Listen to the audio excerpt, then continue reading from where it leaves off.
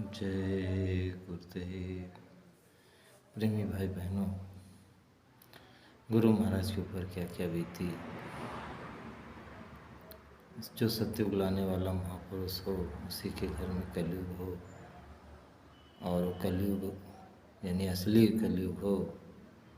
जैसा कि उनके शब्दों में असली कलयुग देखना हो तो मेरे आश्रम में आ जाओ। तो उनके ऊपर क्या क्या बीती, कैसे कैसे बीती, इस बात से हम सभी अनजान रहे। मैं आपको साथ रहने वाले लोगों की कुछ बातें बता रहा हूँ, जिससे आपको लगेगा कि भाई क्या गुरु महाराज के साथ, जिनको हम लोग देवता समझते थे, जिनको समझते थे बड़े सौभाग्यशाली हैं, वो कितने अमर्यादित थे, किस तरह के थे, वो आप खुद समझ जाओगे। या गुरु महाराज को क्या समझते थे, हम आप क्या समझते थे, वो क्या समझते थे, सब समझ जाओगे। देखो प्रेमी भाई बहनों,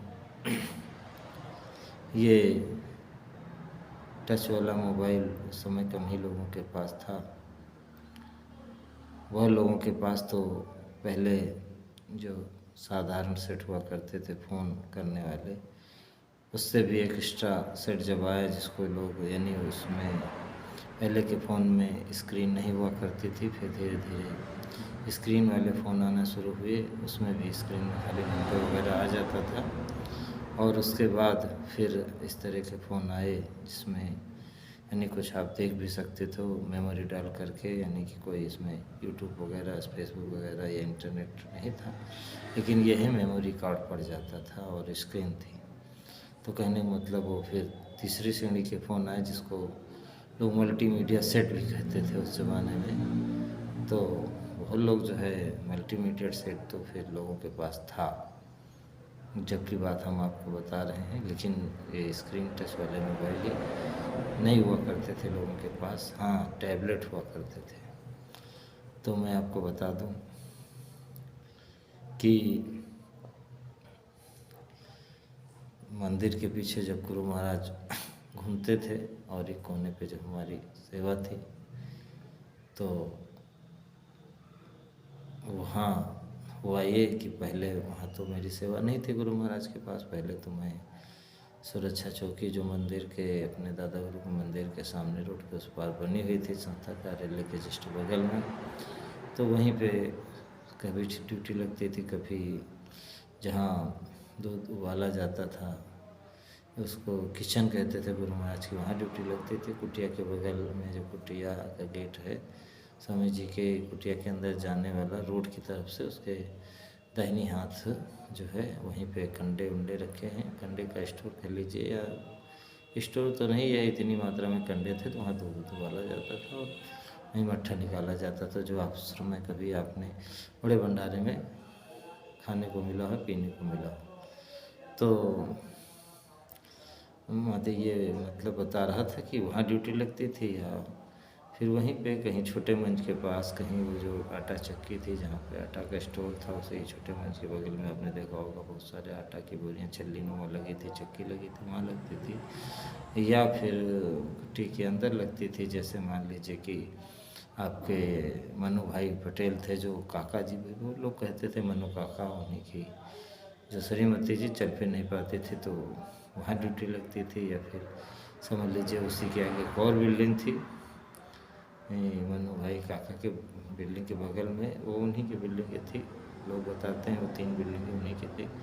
तो वहाँ जीना जो सामने से गया उसके पास ड्यूटी लगती फिर, या फिर डाक बंगले के सामने लगती थी, या उससे भी आगे थोड़ा समझ लीजिए कि जो डाक बंगले का गेट है उधर बाहर से जाने के लिए, वो यानी कि खेती की तरफ वहाँ लगती थी। तो ऐसे ही एक दिन की बात है, ये मई का महीना था, और एक लड़का, मुझे कुछ याद आ रहा, शायद 19 मई 2011 की शायद बात रही हो, ठीक से तो नहीं याद है।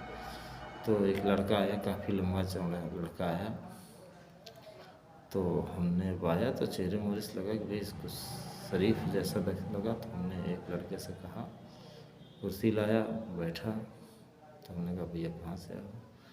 तो बोले मैं तो बॉम्बे से आ रहा हूँ। तो हमने कहा कि कैसे आना हुआ, अभी इतनी दूर से आ रहा तो जाहिर सी बात है कोई खास ही पर्पज होगा, कोई नज़दीक नहीं तो आदमी दर्शन के लिए भी आ सकता है, लेकिन दूर से आने पर दर्शन के साथ साथ और दर्शन का भी है तो कोई विशेष यानी कि ज़्यादा दिन से नहीं हुए, इसलिए यानी विशेष ही कारण से इतने दूर से आदमी आएगा। तो कहा, हमने पूछा कि भाई किस लिए आए हो? तो उसने कहा कि बस अब तो गुरुदेव की ही जय चरणों में ज़िंदगी कटनी है। उसके बोल इस तरह के थे कि जिसको सुन करके कोई भी आहत हो सकता था कि भाई ऐसा लग रहा था कि ये दुनिया से इसका दिल टूटा हुआ है, दुनिया का मारा सताया हुआ है। लेकिन अब चेहरे मोहरे से तो लग रहा था, लेकिन शरीर से ऐसा कुछ नहीं लगता था, क्योंकि शरीर काफ़ी स्वस्थ तंदुरुस्त बड़ा चिट्टा और लंबा चौड़ा था। करीब कम से कम हमारा अनुमान है 6.5 फुट के आसपास हो, लगभग रहा होगा 6.25 6.5 फुट के आसपास लंबा चौड़ा था। मोटा भी काफ़ी था और लंबा भी था, यानी कि एकदम समझ लो एक अच्छी खासी पर्सनालिटी, यानी कि हज़ारों आदमी में दूर से दिखने वाला आदमी था वो। और वैसे तो बाद में पता चला वो यहीं के आपके उत्तर प्रदेश के जौनपुर के रहने वाला था, लेकिन वो बॉम्बे में था, बॉम्बे से आया था। तो फिर बातों का सिलसिला शुरू हुआ। हमने पूछा कि भैया कैसे, क्या मतलब, क्यों मतलब, क्या शादी नहीं किया, क्या नहीं? कहा नहीं, वो शादी वादी से वो सब ठीक है। उन्होंने कहा नहीं, आप बताइए भाई, गुरु महाराज के यहाँ आए हो, रहोगे तो हम लोग सुरक्षा में हैं, तो भाई कुछ तो मर्यादा है आश्रम की, तो कुछ तो बताइए कैसे क्या है। और तो कहा कुछ नहीं, बस गुरुदेव के चरणों में ज़िंदगी पूरी बीतेगी। तो खैर धीरे धीरे धीरे धीरे, जब चूँकि पढ़ा लिखा था तो इतनी जल्दी तो मर्यादित हम पूछ भी नहीं सकते थे, और इतनी जल्दी वो बताने वाला भी नहीं था। खैर जब उसको पूरा भरोसा हमारे ऊपर हो गया कि नहीं, शायद जिस भावना को लेके वो आया था उस भावना में हम उसकी कुछ मदद कर सकते हैं, जब उसको ऐसा विश्वास हुआ तब उसने जो है कहा कि भैया बात ये है कि मैं अपने माता पिता का अकेला लड़का हूँ, घर मेरा जौनपुर है, मेरे पिताजी घाटकोपर में बिल्डिंग मटेरियल का उनका बहुत बड़ा बिजनेस है, और बिल्डिंग है यानी कि ये जो बिल्डिंग मटेरियल मतलब है मोरंग, सीमेंट, ईंटा और ये सब लोहा और ये सब जो है बालू, ये सब गिट्टी, ये सब जो लगती है, और भी बहुत सारी बिल्डिंग चीज़ में लगने वाली चीज़ों का इसका मतलब उनका बिजनेस था। और दुकानें भी कहा था कि वहाँ घाटकोपर में मेरी बनी हुई। आप तो जानते हो बॉम्बे में 1 इंच ज़मीन भी करोड़ों की है, तो मतलब था कि बता रहा था कि 9 दुकानें हैं, एक दुकान की कीमत 45 लाख रुपए है। तो और हमारी जो श्रीमती जी हैं, शादी हो गई है, अभी समझ लीजिए कि अभी कोई यानी कि लड़के बच्चे नहीं हैं। तो मेरी श्रीमती जी के कोई भाई भी नहीं, बहन भी नहीं, वो अपने माता पिता की भी अकेली हैं। और वो समझ लीजिए कि एक इंटर कॉलेज है उनके पिता का, तो उसी में वो प्रधानाचार्य की भूमिका निभा रही हैं। तो उन्होंने कहा भैया, लगा कि उसकी बातों से, पर्सनालिटी से भी लग रहा था कि वो काफ़ी रोबदाब वाला आदमी है। फिर बताया कि पिताजी भी बिल्डिंग मटेरियल की दुकान है। तो हमने कहा तो पढ़ा लिखा होगा, देखें बिजनेस अच्छा, पढ़ाई की तरफ है ज़्यादा, यानी कि पढ़ा लिखा या बिजनेस माइंडेड है। तो हमने पूछा आपने पढ़ाई वढ़ाई की? तो बोले हमने भैया ग्रेजुएशन किया, उसके बाद फिर सिविल इंजीनियरिंग का कोर्स किया, और मैं सोचता था कि पिताजी कुछ मेरी मदद कर दें, तो मैं अपना एक सिविल इंजीनियरिंग का ऑफिस अच्छे से डेवलप करके जो है और अपने बिजनेस में लगूं। तो पिताजी से मैंने कहा कुछ पैसे दे दीजिए और मैं एक ऑफिस खोल करके, तो वो चाहता था, जो पिताजी के पास करीब 9 दुकानें बता रहा था थी 45 लाख रुपए की, तो लगभग आप समझ सकते हो कि 4 लाख रुपए, 4 करोड़ रुपए की वो उसकी दुकानें थी, और प्लस जो बिजनेस था तो उसके अनुसार लगभग 10 करोड़ के, यानी उसके पिताजी के पास प्रॉपर्टी थी, तो लगभग वो चाहता था कि कम से कम 50 लाख 1 करोड़ रुपया उसको दे दें, तो वो अच्छे से अपना ऑफिस बना करके और अच्छे से बिजनेस करे।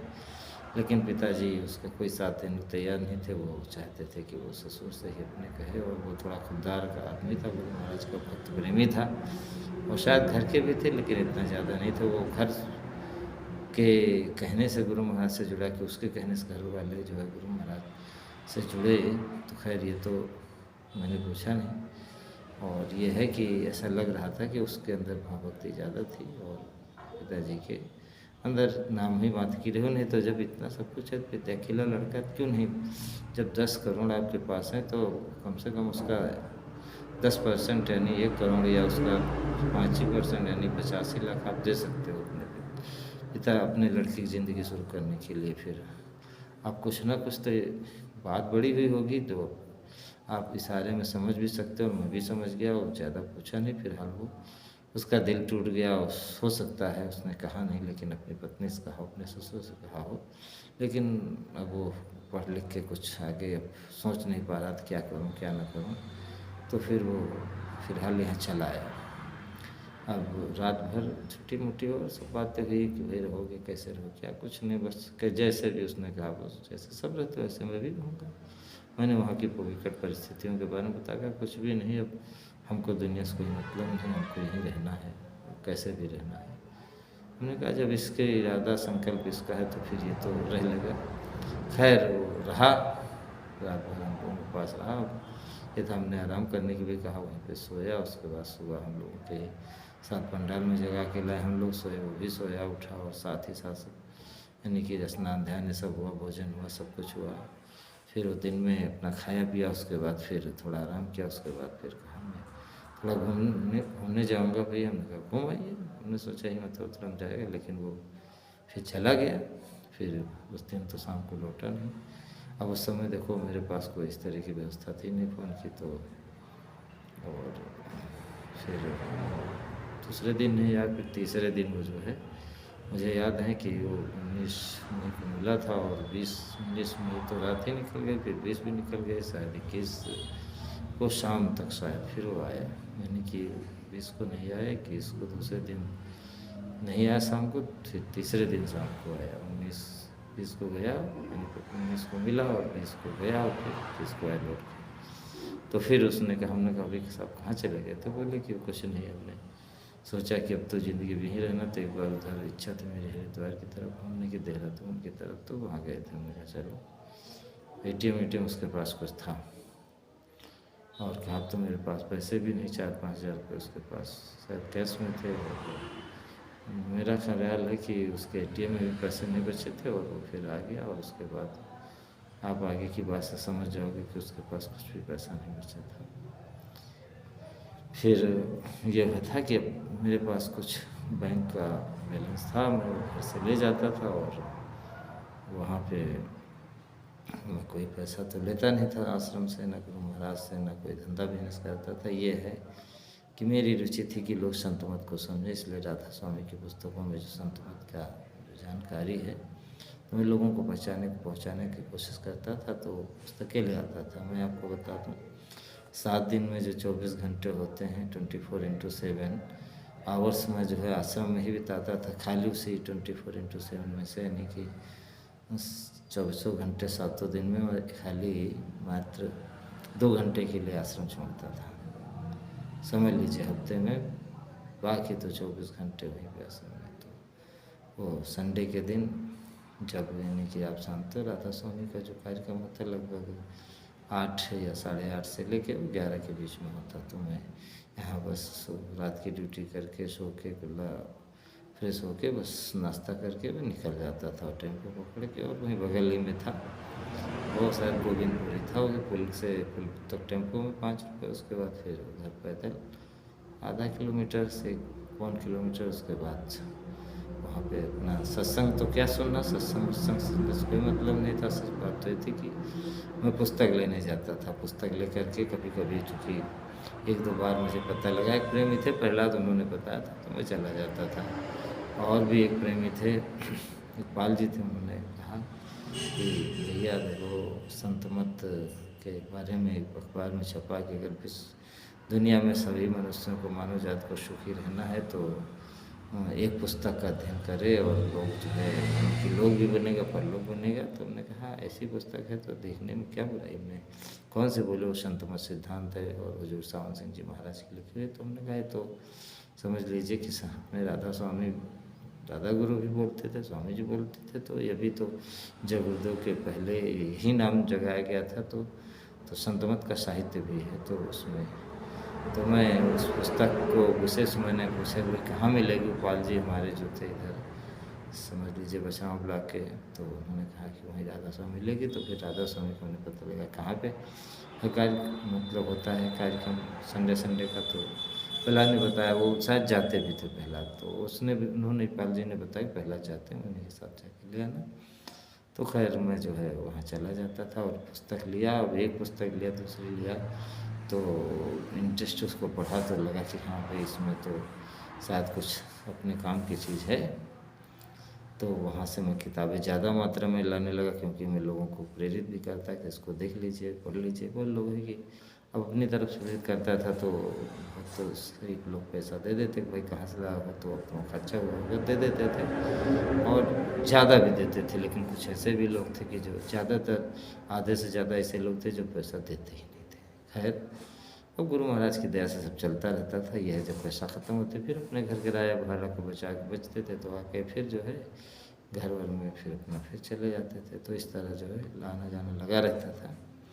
तो खैर मैं जो है आपको ये बता रहा था कि पैसा मेरे पास भी कैसे आता। कभी कभी ये है कि बहुत सारी पुस्तकें ले आता, तो वो लोग कहते भाई इतनी सारी पुस्तकें यहाँ सत्संग सुनोगे तब तो ले सकते हो, नहीं तो सत्संग खाली। उन्होंने ये सोच लिया राधा स्वामी वालों ने कि मैं उसका व्यापार कर रहा हूँ, क्योंकि वो व्यापार के लिए तो लोग करते नहीं, सस्ती किताबें होती हैं और यानी कि बहुत कम दाम पे देते हैं। बाज़ार में वही किताबें अपने गुरु भाई ही 15 रुपये किताब 60 रुपये तक की बेचते थे, 4 गुना करके। अब आप सोच लो आश्रम तो कैसे सच बात आता। तो खैर और उसको तो मैं 15 के दे देता था, या समझो कि बस 1-2 रुपये किसी ने दिया। चूँकि मैं सोचता था कि किराया भाड़ा भी लगता है वहाँ आने जाने का 10 रुपये, और 2 ही 4 किताब लाते थे। तो अब जाहिर सी बात है 50 किताब लेके आए तो उसमें 10 रुपये हो गए, 40 की लाए तो उसमें 45 रुपये। चूँकि ये था कि गुरु महाराज वो भी तब जब हमारे पास में काफ़ी घर से जो काफ़ी दिन हो चुके होते थे, तो आश्रम से जब हमको 1 टका नहीं लेना था, किसी से भी नहीं लेना था, तो भाई पैसे तो लगेंगे, क्योंकि साबुन चाहिए, फिर तेल चाहिए, और ये है कि ये अपना सेविंग वेविंग करने की चाहिए। शरीर के ऊपर बहुत तरह की जो है पहले वहाँ दवाई मिल जाती थी, खाना मिल जाता था और तमाम चीज़ें की ज़रूरत होती है। खैर तो जब ख़त्म होते थे तब ये था कि फिर मुझे भी दिक्कत आती थी।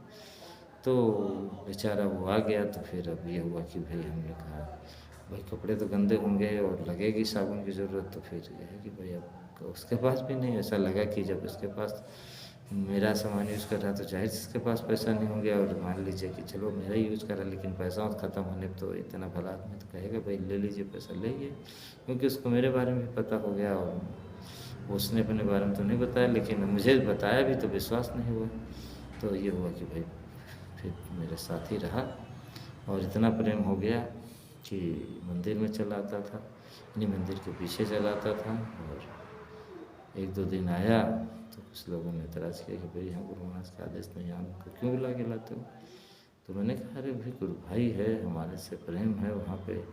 और भी देखो ख्याली राम मौर्य जी हैं, उनकी ड्यूटी गेट पे है, लेकिन हमारे पास आके बैठते हैं, वो अंदर आ सकते हैं। और एक हमारे ही शिवला के गुमती शर्मा जी थे, वो भी वहाँ रहते थे, तो वो छोटे कद के थे। तो अपने निराला जी जो टेंट व्यवस्था गुरु महाराज की जो मंच व्यवस्था लेके चलते थे, मंच सेवा करते थे, तो उसमें गाड़ी में छोटे ही कद के लोगों की ज़रूरत थी, क्योंकि वो सेटिंग नहीं हो पाते थे, इस तरह कुछ उसका सिस्टम बनाए हुए थे। तो वो गोमती जी के साथ जाते थे और 2 मंच होते थे, एक यहाँ लगा है स्वामी जी कहने पहले लग जाता था और स्वामी जी सत्संग सुना रहे हैं, सुनाएंगे उससे, उसके बाद फिर यहाँ पिछले घर सुना के आए हैं वो तो तुरंत आ नहीं सकता, आए कि स्वामी जी उधर चले और मंच भी उखाड़ने में टाइम लगेगा, फिर यहाँ लगाने में लगेगा। वो स्वामी जी दर्शन देते पहुँच गए तो अभी रुकेंगे थोड़ी कि भाई मंच लग जाए तो बैठो, तो इसलिए 2 मंच की अल्टरनेट व्यवस्था थी। तो जहाँ सुना के आते थे वो मंच जो है जहाँ सुना रहे थे तो उससे अगले कार्यक्रम लग जाता था, इस चैनल वाइज काम चलता था। तो वो अपना ये समझो कि महावीर मौर्य जी जो है इस तरह के जो कैसेट का काम करते थे, तो वो चूँकि अब मंच के सेवादार वहीं पे मंच के नीचे ही रहते थे, तो वो भी गोमती भैया भी रहते थे तो आ जाते थे। तो हमने कहा जब ये आ जाते हैं ख्याली राम मौर्य दादा आ जाते हैं तो फिर इसको क्या दिक्कत है आप लोगों को, एकदम शुद्ध शाकाहारी है, कोई बीड़ी नहीं, कोई पान नहीं, कोई पुकार नहीं, तंबाकू नहीं। और कितने लोग तो गुरु महाराज के साथ रहते थे और समझ लीजिए कि ये सब करते थे। अब वो बदबू तो आएगी ही आएगी भाई, धुआं होगा और समझो कि फिर खैर मैंने उसको कहा कि भैया तुम जाओ फिर। लेकिन गुरु महाराज की ऐसी दया हुई कि उसको फिर देखिए गुरु महाराज की बड़ी अपार लीला है। खैर उसने जो है यानी कि हमसे पूछा कि भाई अब यहाँ रहते हैं तो अब सेवा यहीं करनी है, तो यहीं पे समझो कि इन्हीं के चरणों में जीवन बिताना है। उसको मैंने तो समझाने की कोशिश की, लेकिन अब कहाँ समझा पाता जब उसका संकल्प ही बन गया था। तो खैर वो जो है फिर मैंने कहा कि भाई जाओ अब तुम्हारी जैसे यानी कि जो महाराज जी जिनको कहते हैं हम लोग बाबा ओंकार जी महाराज के पास फिर मैंने भेजा कि तिवारी जी के पास जा कर के जो है पूछ लीजिए, आप कोई ना कोई सेवा बताएंगे। तो पूछा तो ठीक है आप जो है गाड़ी चलाइए, वो जो मतलब लोग जो आश्रम की गाड़ी है, जैसे कहीं जाना होता है तो आप वहाँ पे चलाइए, चाबी दे दी। तो कार्यालय के लोगों का एक बार दिल्ली निमंत्रण पड़ा, तो वो लोग दिल्ली गए, जिसमें आपके कार्यालय प्रमुख थे जो रजिस्टर वगैरह मेंटेन करते थे, कंचन श्रीवास्तव। शायद उनके पिता का नाम तपेश्वरी श्रीवास्तव था। तो तपेश्वरी श्रीवास्तव के लड़के कंचन श्रीवास्तव, आपने देखा होगा बढ़िया सफारी सूट किस चीज़ का, टाट का पहनते थे, आप जान ही नहीं पाते, एकदम बिल्कुल वीआईपी वाला टाट। हाफ हो चूँकि सफारी अक्सर हाफ ही आपने देखा, हाफ बाजू का सफारी शर्ट और पैंट और नंगे शेर, टोपी वोपी तो कुछ नहीं, साफ वाफा कुछ नहीं। तो आप समझो इसी तरह वो रहते थे, बिल्कुल एकदम क्लीन से, बहुत झमाझम एकदम बिल्कुल हीरो की तरह। खैर तो वो लोग वीआईपी बन के वीआईपी तरह रहते थे। ठीक है, कार्यालय में रहते थे, रहना चाहिए। और वो लोग दिल्ली गए और इसको जो कि एक करोड़पति का लड़का हो वो ड्राइविंग करके गया। अब लोग वहाँ यही तो धोखा खा जाते थे कि वो सोचते थे कि इसकी वेशभूषा और भाषा इतनी नरमी से बात कर रहा है, ये तो टीचर होगा इसलिए यहाँ पढ़ा है, सेवा कर रहा है, या कोई ठौर ठिकाना नहीं, क्योंकि जो जैसा होता है उसको वैसे दूसरे लोग नज़र आता है। तो व्यवहार अच्छा नहीं था। तो खैर वो लोग जो है वहाँ गए, तो जहाँ भी निमंत्रण, देखो गुरु महाराज के मैं ऑफिस में तो बहुत जगह से निमंत्रण आते जाते थे। तो इसी तरह जब वो लेके गए तो उसने देख लिया, देखो बॉम्बे का रहने वाला था, लेकिन संस्कार ऐसे थे कि उसने कहा पहले देखा जाए कि कैसे क्या है व्यवस्थाएँ की भोजन की। तो देखा कि वहाँ पे थोड़ी थोड़ी दूर पे मांसाहारी की और शाकाहारी दोनों भोजन की व्यवस्था थी, तो उसने वो खाया। गाड़ी तो उसके पास थी, यानी कि वही गाड़ी की चाबी तो थी, तो उसने अपना गाड़ी स्टार्ट किया। उसके बाद पता लगाया तो काफ़ी दूर में एक जो है होटल मिला, जहाँ काफ़ी महंगा खाना था उस ज़माने के हिसाब से। वो 200 रुपये का खाना खाया और उसके बाद जो है आया इन लोगों को लेकर के अनी आश्रम चलाया। फिर दूसरे दिन वो जो है, चूँकि वो बेचारा परेशान हुआ, 10 से लेके 2 बजे तक जो है 4 घंटे तक इधर उधर होटल होटल की खोज में बहुत परेशान हुआ। तो अपने महाराज जी के पास, तिवारी जी महाराज के पास आया और कहा कि ये चाबी आप ले लीजिए, मैं इन लोगों के साथ सेवा नहीं कर सकता। यानी कि ये लोग तो जहाँ देखो वहीं खा लेते हैं और मैं तो नहीं खा सकता। तो आप समझ सकते हो कि आश्रम के लोग किस तरह के थे। खैर उसके बाद फिर महाराज जी की और मौज हुई, तो उन्होंने कहा कि एक पीली वाली जीप थी जिससे सुरक्षा वाले चलते, तो कहा उसकी चाबी पकड़ा दी, तो कहा ये जीप तुम चला करो। तो जीप चलाने वाला जो भी ड्राइवर था, जिसमें सुरक्षा के सेवादार बैठते थे, बंदूकधारी या डंडाधारी या जो भी लटकते लुटकते थे, ये सब जो है तो वही जीप चलाता था। तो वो जीप लेकर के आना और उसको खड़ी कर देना, और गुरु महाराज के आदेशानुसार ये है कि जीप का ड्राइवर यहाँ जब तक खड़ी रहेगी, ड्राइवर कोई जागेगा नहीं, कोई जागने की सेवा नहीं करेगा, वो अपना चाहे तो घूमे लेटे जागे, चाहे सो जाए।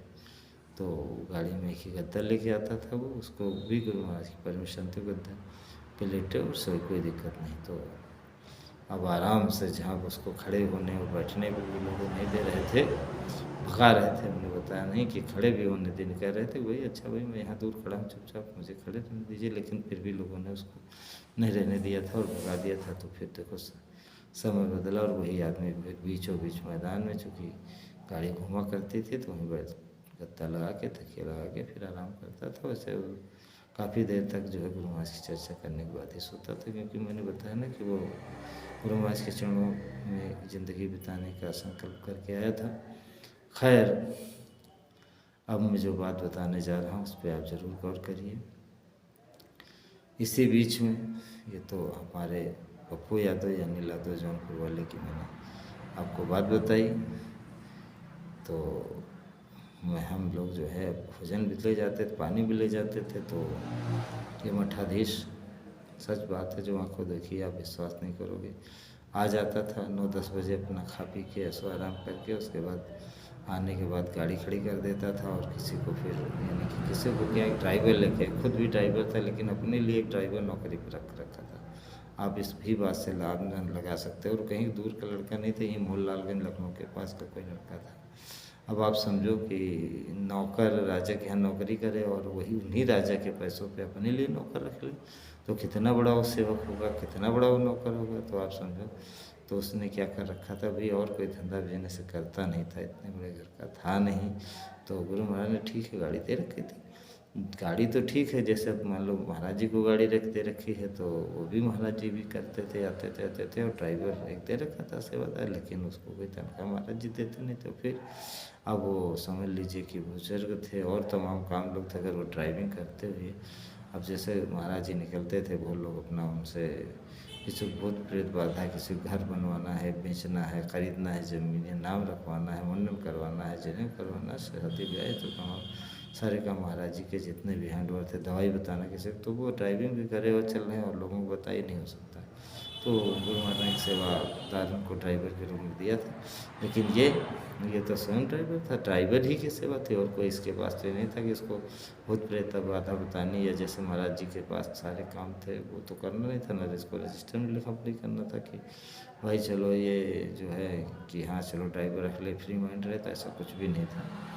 तो मैं आपको बताऊं कि ये ड्राइवर रखे हुए था, और ड्राइवर जो है, और समझ लीजिए कि ड्राइवर आता था मैदान में और उससे कहता था, वो एक फोल्डिंग जो बेड होता है प्लाई उसका, यानी कि प्लाईवुड का, तो उसी को जो है फोल्ड करके जो डिक्की में डाले रहता, कहता था वो बेड लेके आओ, उसी बेड पे महाराज के सामने ही लेट जाता था और उधर कंटिन की तरफ निकेट मुँह यानी पैर करके और तकिया लगा लेता था, और बस वहीं पे समझो 12 बजे 1 बजे तक जो है, 1:30 बजे तक 2 बजे तक ये मोबाइल में मैं क्या देखता था, हम लोगों ने कभी नहीं देखा। लेकिन ये है कि बहुत अच्छी चीज़ नहीं देखा करता था। आज तक तो मैंने इसको पूजा पाठ करते हुए कभी सुना ही नहीं, देखा ही नहीं। हाँ, यह है एक बहुत बढ़िया एक काम करता था। देखो मैं बताऊँ कि अब आश्रम में तो जब आप मंदिर पीछे हो, रात भर हो, ठंडी महीना है, गर्मी महीना है, पानी पी रहे हो तो टॉयलेट तो जाना पड़ेगा।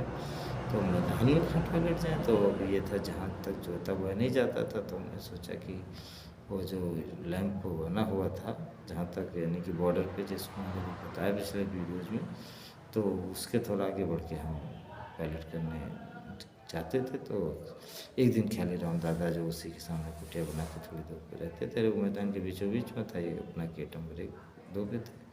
तो जब मैं आया, हाथ में थैला बोतल पानी ले जाता था, तो उन्होंने कहा कि भाई बच्चा वहाँ पे विश्राम किया करो। उन्होंने कहा क्यों?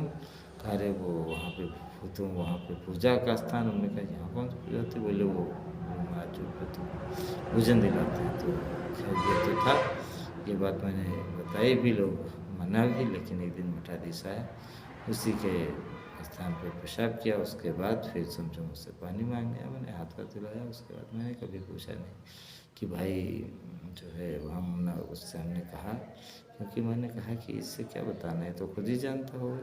तो इस तरह लोग जो है वहाँ पे, और जो उसने दिन में ड्राइविंग के अलावा रात को जो ड्राइवरी करनी थी, धीरे धीरे स्लो मोशन में उसे को, यानी आप समझ लीजिए इतना बड़ा चक्कर लगाने में गुरु महाराज को कभी कभी 27 मिनट लग जाते थे, आधा घंटा के ऊपर भी लग जाते, 35, 40 मिनट, 42 मिनट, 45 मिनट तक भी लग, 50-55 मिनट तक भी लग जाते थे, लगभग 1 घंटा भी लग जाता। बहुत धीरे धीरे स्पीड में गाड़ी घुमा करती थी। और रात को गाड़ी चलाने वाला पता नहीं कहाँ से आदमी पकड़ लाए थे, एक था मोहन झा, कहते गाजियाबाद में कोई नौकरी करता था, घोर मांसाहारी और शराबी था, और बिहार का था रहने वाला। अब ये नहीं कि हम बिहारियों की कोई बुराई कर रहे हैं, लेकिन यह है कि झा करके था, उसका मोहन झा नाम था।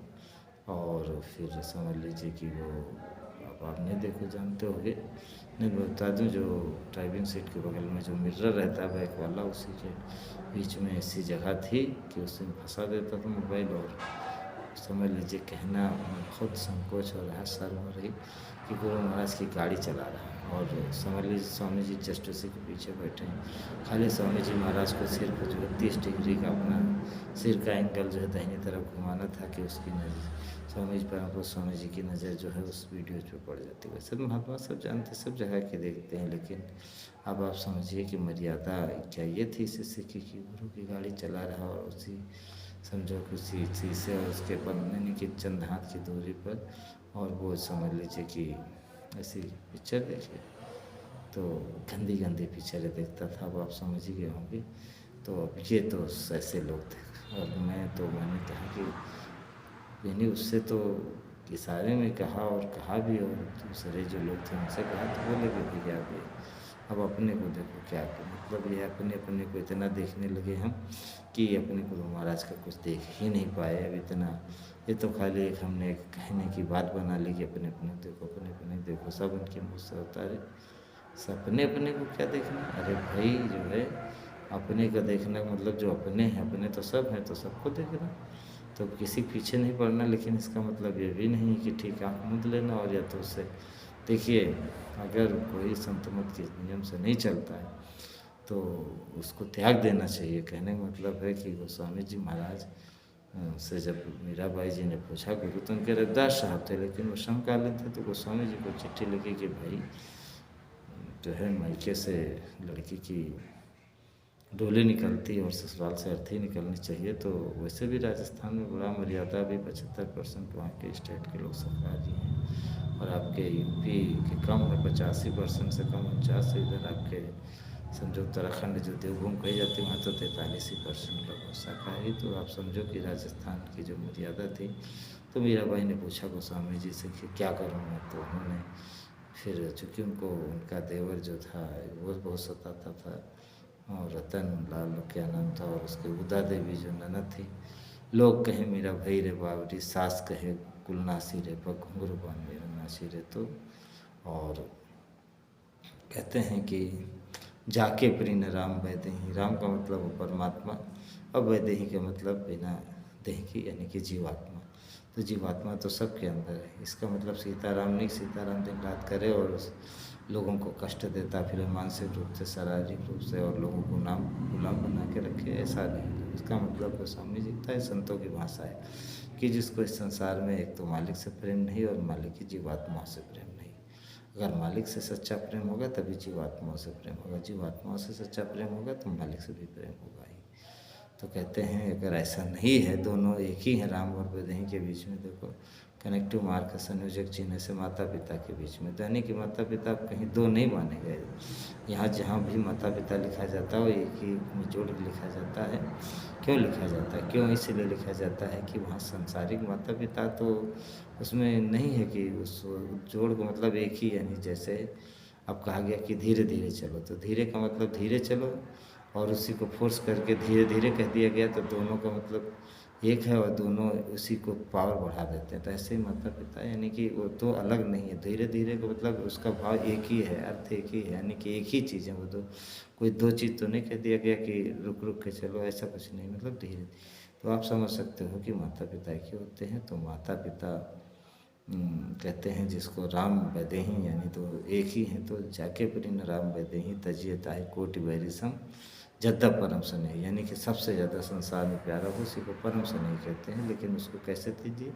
जैसे 1 करोड़ बैरी समझो कि, या एक बैरी 1 करोड़ समझो बैरियों के बराबर का कोई बैरी हो, या 1 करोड़ बैरी समझ लो, एक यानी उसको जो भी बैर तुम उससे करोड़ गुना बैरी यानी कि तरह त्याग दो, है तो परम सही, जद्दा परम से नहीं। क्यों? क्योंकि उसको राम नहीं प्यारा, उसको मालिक नहीं प्यारा, मालिक की जीवात्मा नहीं प्यारी है।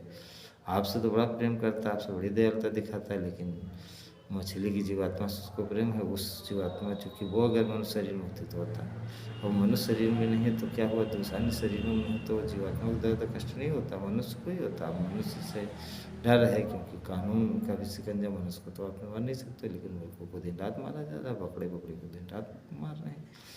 तो वो उसकी जीवात्मा से कहाँ पर इन लोगों को, तो तजियताई कोटि पैरि समझत परम सनेही, पिता तजो पहला विभीषण बंधु भरत महतारी। पिता ने क्यों त्याग दिया? सत्य के लिए त्याग दिया, इसलिए कि जो तुम भगवान हो, भगवान भगवान हो, कहते थे नहीं मैं भगवान हूँ और कोई भगवान नहीं। इसी बात की विचारधारा के बीच में ही समझ लीजिए दोनों बातें, तो इसलिए पिता त्याग दिया। वहाँ सीताराम की वाली तो बात है नहीं।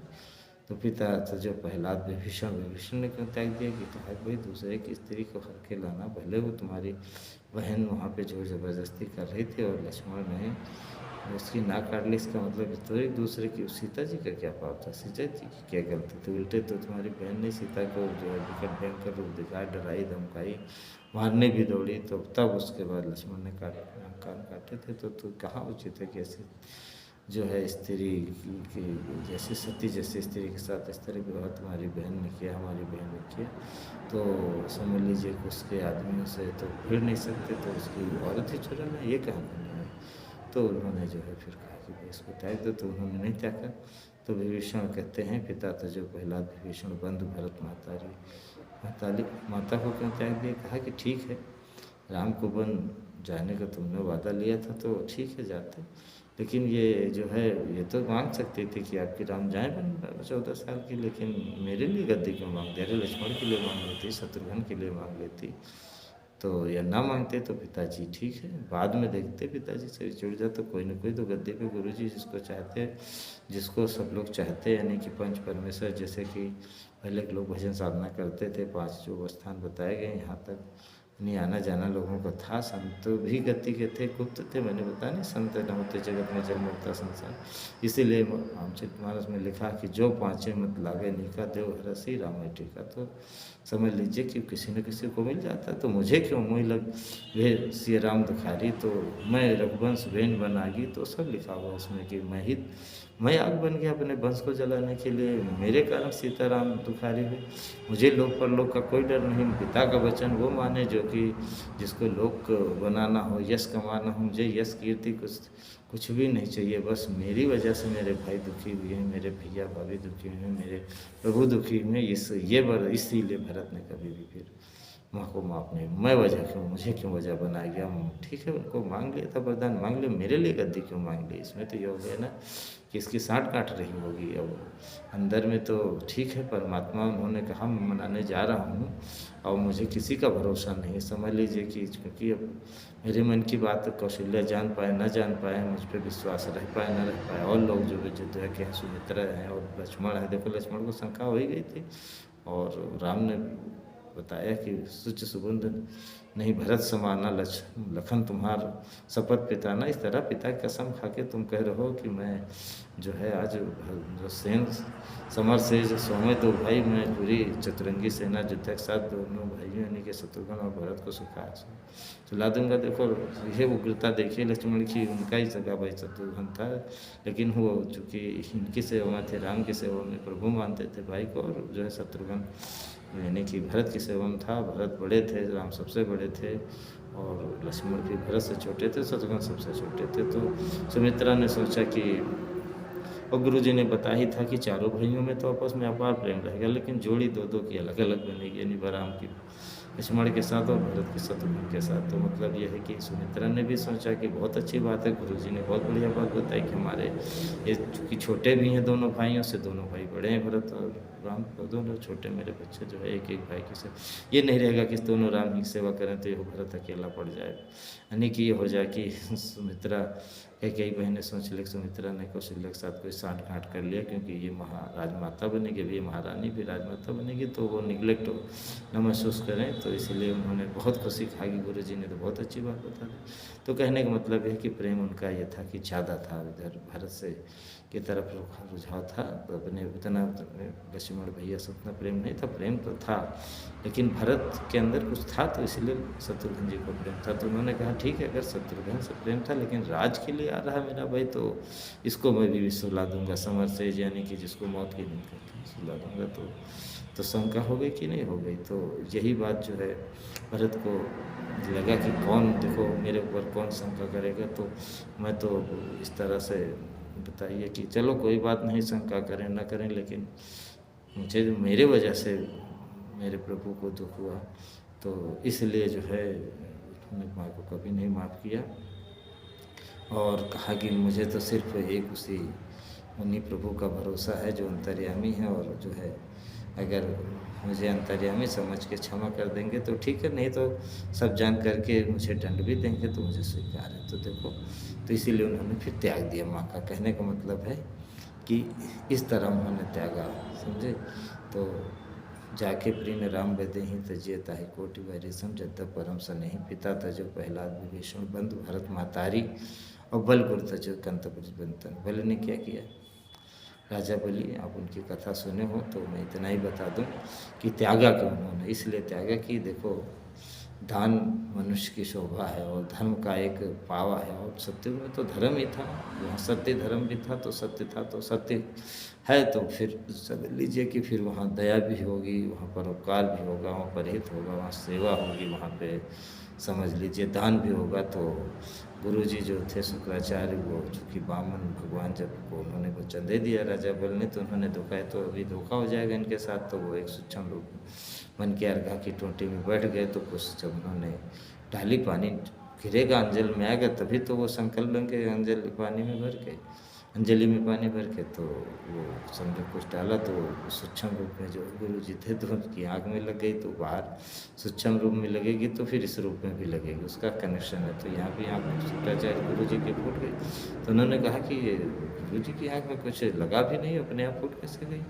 तो गुरुजी जब वहाँ से सूक्ष्म रूप से, अब वो तो राजा बल देख नहीं रहे थे, तो सूक्ष्म वो विद्या तुमको आती नहीं थी, तो सूक्ष्म रूप से जब निकल के बाहर आए तो पानी का संकल्प, पानी गिरा, संकल्प हुआ। तो उन्होंने गुरुजी से पूछा कि गुरुजी संकल्प तो भाई किसी ब्राह्मण द्वारा ही, सामने द्वारा ही कराया जाता था, भगवान तो गुरुजी के सामने। तो गुरुजी से पूछा कि भाई गुरुजी ये कैसे तुम्हारे आँख में लग गया था। अरे कहा तुम नहीं जानते हो, देखो तुम्हारे साथ धोखा हो गया और छल लिया इन्होंने, और इसी से बचाने के लिए तो मैं तुम्हारे पास आया था। कहा अरे गुरुजी, हालांकि आपको पता है कि भगवान वामन जो है, जब दर्शन हो गए उसी बहाने वाले को भगवान वामन के, लेकिन अब गुरुजी जो है यानी शुक्राचार्य जो राक्षसों का गुरु कहा जाता है, तो वो जो है फिर इस तरह का काम किए, तो वाली ने उनको त्याग दिया कि अरे भाई वो गुरु कैसा जो कि धर्म के काम में जो दान है उसके काम में जो है बाधक बने, तो ऐसे जो है धर्म के खिलाफ वाले गुरुओं को भी त्याग देना ही चाहिए। और इसीलिए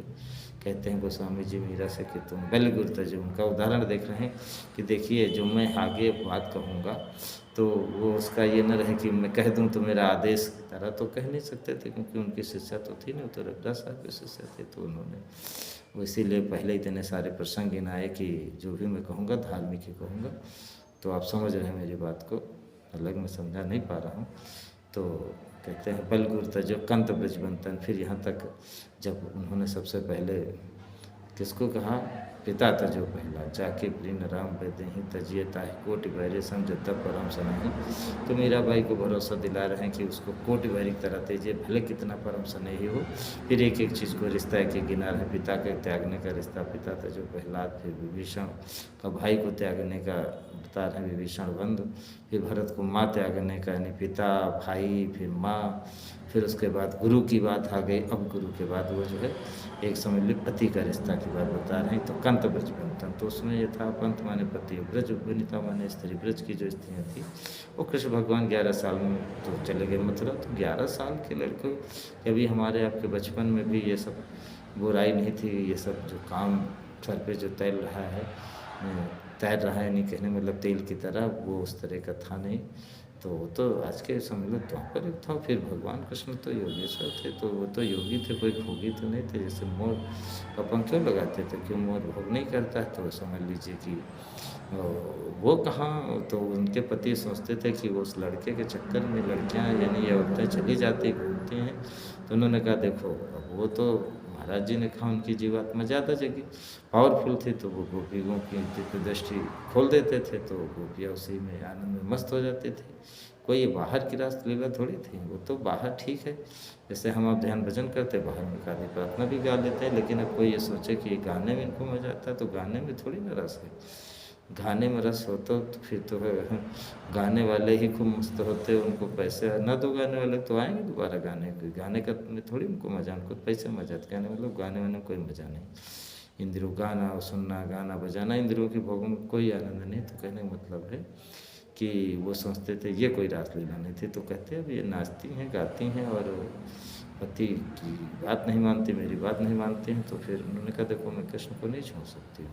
कृष्ण तो बंदे वो, कृष्ण को जगत गुरु इसीलिए कहा जाता था कि वो बहुत लोगों को उन्होंने अपना पावर से जितनी भी उनके अंदर क्षमता थी उपदेश दिया, जिसको अर्जुन के दिया, और जीवात्मा को यानी कि उन्होंने भाव भक्ति के अनुसार उतना उसको चढ़ाई में भी मदद किया, और वो यानी ब्रह्म सुख भी दिला। अपने लोग गोलोक धाम से आए थे तो लेकिन यह है कि पार नहीं कर सकते माया के। यह है थोड़ा बहुत संस्कारी जीवों को, यानी कि वो थोड़ा आनंद मिल गया, अंदर का थोड़ा बहुत रस मिल गया तो उसी में। अब यहाँ के रस से तो वहाँ रस समझो कई करोड़ गुना ज़्यादा जो है आनंददायक है। तो फिर यहाँ तो उसको यहाँ पति से क्या जो है उसको सुख मिलेगा। इसीलिए फिर वो कोई गलत भी काम नहीं करती थी, पति का काम करती थी, यानी कि सेवा करती थी, घर का करती थी। लेकिन कृष्ण की जो वो खिंचाव था जो बंसी का, वो इस तरह उस मंडल से बजाते थे बंसी की, उसी की धुन में। कहते बंसी बाजी शाम की मोहे तीनों लोग, वे तीनों गोहे नहीं गए कौन से लोग। तो बंसी आप तो नामदानी जानते हो, उस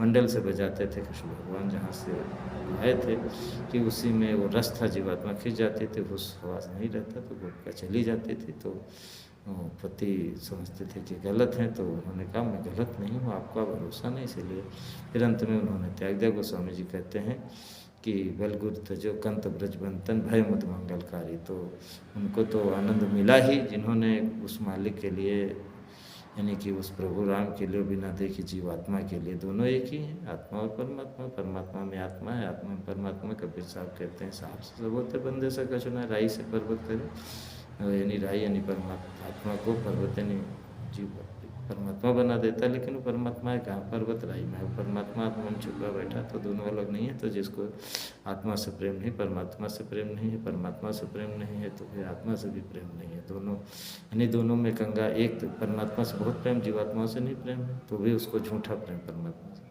ये जीवात्माओं से तो बहुत प्रेम है इस संसार की, लेकिन समझ लीजिए उस मालिक से प्रेम नहीं, तो गुरु से प्रेम नहीं, संतों से प्रेम नहीं, तो समझ लीजिए उस स्वार्थ के लिए यहाँ के लोगों से संसारिक मोहमाया कहा जाएगा, उसको प्रेम नहीं कहा जाएगा। तो दोनों से प्रेम होना चाहिए, दोनों एक हैं। तो कहा कि जाके प्रिय न राम वै दही, उसको त्याग दीजिए। तो फिर आगे गोस्वामी जी कहते भय बुद्ध मंगलकारी, यानी कि वो खुद तो उनको आनंद में डूब ही गया, और दूसरे के लिए भी आनंद, मुद माने आनंद और मंगल माने कल्याण, और दूसरे को आनंदमय और कल्याणमय यानी कि आनंद देने वाले हो गए, कल्याणकारी उसका कल्याणकारी हो गए, यानी कि स्वयं का कल्याण किया तो दूसरे के लिए भी कल्याणकारी हो गए। कारी माने करने वाला, तो भय मुद मंगलकारी। तो इसीलिए कहते हैं जो भी नाता संसार में आप मानिए, मीरा को आप सजेशन कर रहे हैं, सलाह दे रहे हैं कि नाते ने राम से मनिए, तो उस प्रभु से मनिए।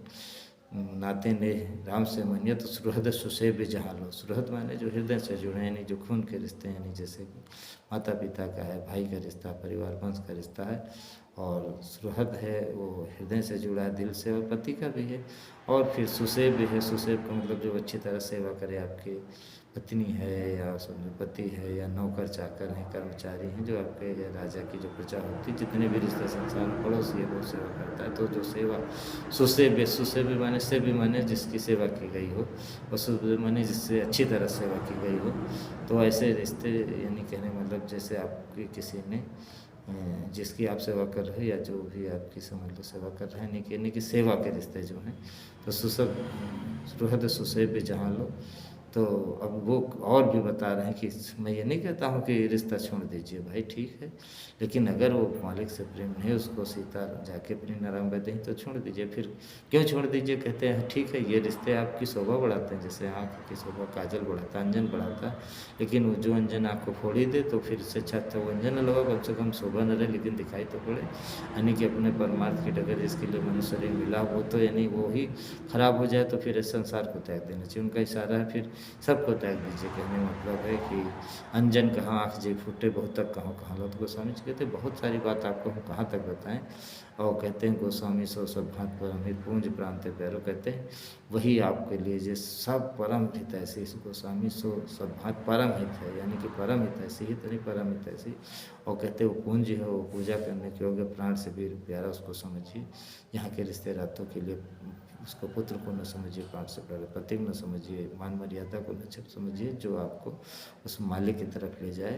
पूंज प्राण से प्यारो गोस, और जाते हुए सने राम पद, अगर उसके साथ रहने से, संग करने से आपको मालिक से लगाव हो जाता है तो समझ लीजिए कि वो आपके लिए प्राणों से भी प्यारा होना चाहिए। तो जाते हुए सने राम पद तुम तो हमारो, गोस्वामी सो सब हाथ परम हित, पूंज प्राण ते प्यारो, और जाते हुए सने राम पद तुम तो हमारो। तो देखिए, तो इस तरह समझ लीजिए कि उन्होंने कहा कि त्याग दीजिए।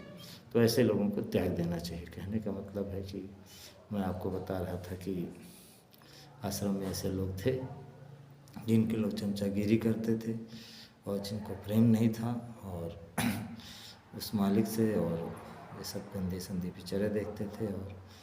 और वो जो हम बता रहे थे कि जो मठाधीश था वो अपने ड्राइवर को समझ लीजिए कि आदेश देता कि लाइए बेड बिछाइए और वहीं लेट करके रात के 2 बजे, 1:30 बजे तक और 3 बजे तक, जब तक उसको नींद नहीं आती थी, हम लोग तो दूर से देखते थे, देखा करता था।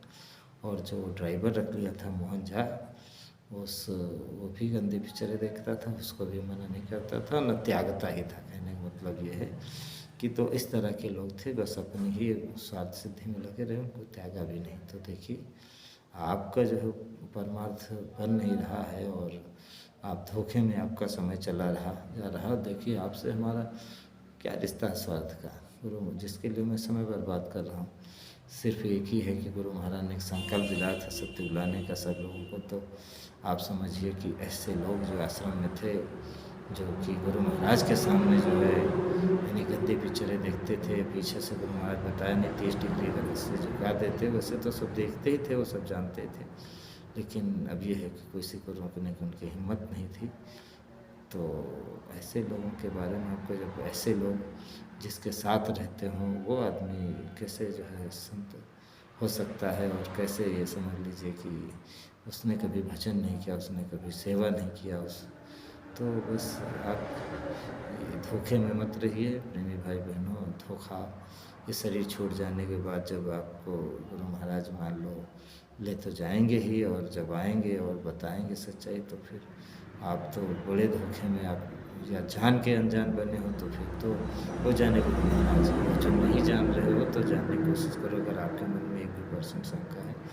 और कहने का मतलब जो आखिरी वचन, सब लोग एक हो जाओ, और उसके बाद जब एक हो जाएंगे तो ताकत बढ़ जाएगी। फिर हम दुनिया में जो आप देख ही रहे, लड़ाई झगड़ा शुरू हो गया है। अभी तो समझो एक ट्रेलर है, समझ लो झलक है। महाराज जी ने कहा, बाबा मुकान जी महाराज ने कहा, क्यों नहीं तो आगे बहुत विनाश होगा, और उसमें फिर गुरु के मिशन में साथ न देने का भी आपको दोष लगेगा। तो मैं चाहता हूँ आपको ये दोष ना लगे और आप साथ दो, और सब प्रेम यानी पैदा करो, ये सब बैर भाव ख़त्म करो। और इन्हीं शब्दों के साथ मैं आपसे विदा लेता हूँ। जय गुरुदेव।